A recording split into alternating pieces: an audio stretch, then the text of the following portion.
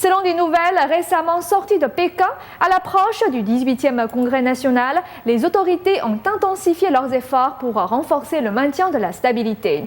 Le personnel de la sécurité nationale a demandé à de nombreux activistes et avocats des droits de l'homme de se tenir éloignés de Pékin durant la semaine de la mi-octobre.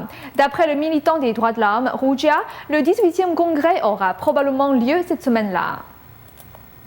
Hu Jia, militant des droits de l'homme de Pékin, a déclaré que récemment, certains de ses amis se sont vus demander de se tenir éloignés de Pékin du 11 au 18 octobre, sinon ils seraient placés sous surveillance.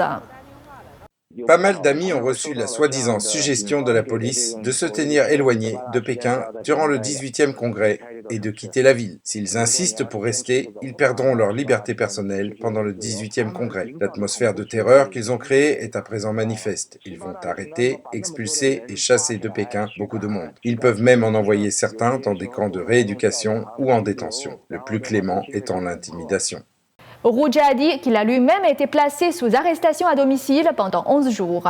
Son téléphone est sur écoute. La surveillance exercée à son égard est encore pire que durant le 17e congrès en 2007. Non seulement il ne peut pas sortir, mais il ne peut pas non plus recevoir de visiteurs. Cette série d'actions est en soi un désastre humanitaire et des droits humains. Le 18e congrès n'est qu'une réunion de division du pouvoir. Les nombreux conflits internes au sein du PCC sont tous pour le profit, tous pour les droits acquis au pouvoir. Je compte rester en ville quoi qu'il arrive durant le 18e congrès. Outre les militants, de nombreux avocats des droits de l'homme se sont vus également demander de quitter Pékin. Deutsche Welle rapporte que les autorités de Pékin ont intensifié leurs efforts pour maintenir la stabilité durant le 18e congrès.